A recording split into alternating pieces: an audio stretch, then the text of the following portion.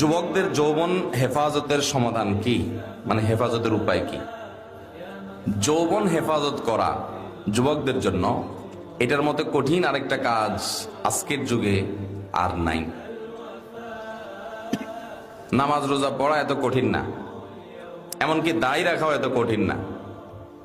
যত কঠিন হলো যুবকদের জন্য যৌবনকে নষ্টামি, নোংরামি এবং জেনা ব্যভিচার থেকে বাঁচানোর মতো কঠিন এরকম আরেকটা, এটা যতটা কঠিন এরকম অন্য কোনটা কঠিন না। আর এই জন্যই নবী করিম সাল্লাল্লাহু আলাইহি ওয়াসাল্লাম বলেছেন, মাইয়াদমান লি মা বাইনা লিহিয়াইহি ওয়া মা বাইনা রিজলাইহি আদমান লাহুল জান্নাহ। যারা দুই ঠোঁটের মধ্যবর্তী অঙ্গ অর্থাৎ মুখ এটা, আর দুই পায়ের মধ্যবর্তী অঙ্গ অর্থাৎ লজ্জাস্থান, এই দুইটা জিনিস অর্থাৎ তার চরিত্র এবং তার জবান, এই দুইটার দায়িত্ব যারা নিতে পারবে, নবী করিম সাল্লাল্লাহু আলাইহি ওয়াসাল্লাম বলেছেন, আমি তাদের জন্য জান্নাতের দায়িত্ব নিয়ে নিলাম। তুমি তোমার এই দুইটাকে কন্ট্রোল করো, জীবনে কখনো এগুলোতে কালিমা লাগতে দিও না, এগুলো দিয়ে কোনো পাপ অপরাধ করিও না, হারাম রিলেশন করিও না, কোনো মেয়ের সাথে অবৈধ বিবাহ বহির্ভূত সম্পর্ক, হারাম সম্পর্ক, রিলেশন যেটাকে তোমরা প্রেম বলো, এই জাতীয় সম্পর্ক করিও না। তাহলে নবী সাল্লাল্লাহু আলাইহি ওয়াসাল্লাম বলেছেন, আমি জান্নাতের দায়িত্ব নিয়ে নিলাম তোমার জন্য।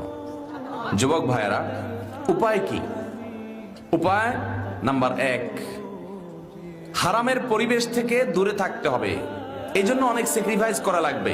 যেই জায়গায় গেলে হারাম থেকে বাঁচতে পারি না ওই জায়গায় ছেড়ে দিতে হবে। ফেসবুকে গেলে চোখের হেফাজত করতে পারি না, ইচ্ছায় অনিচ্ছায় দেখা লাগে, তাহলে ফেসবুকই বাদ।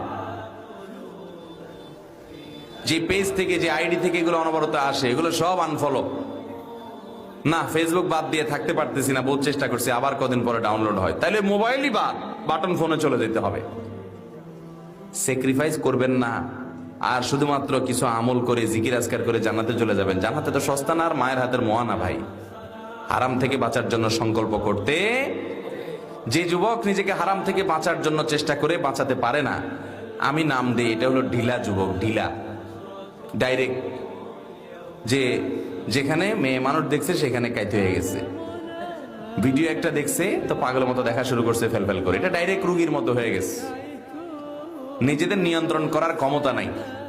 আর যে হারাম দেখলে নিজেকে সরায় রাখে, না আমি এদিকে দেখবো না, আমি এটা শুনবো না, আমি এই পথে যাব না, আমি হারাম কাজ করব না, সবাই করে আমি করব না, নিজেকে বাঁচায়, সংগ্রাম করে, এর মেরুদণ্ড আছে, এর ভিতরে নিয়ন্ত্রণ শক্তি আছে, কন্ট্রোলিং পাওয়ার আছে। এ হলো আসল যুবক, এ হলো সাহসী, আর ওটা হলো ঢিলা। কথা কি বুঝতে পারছেন?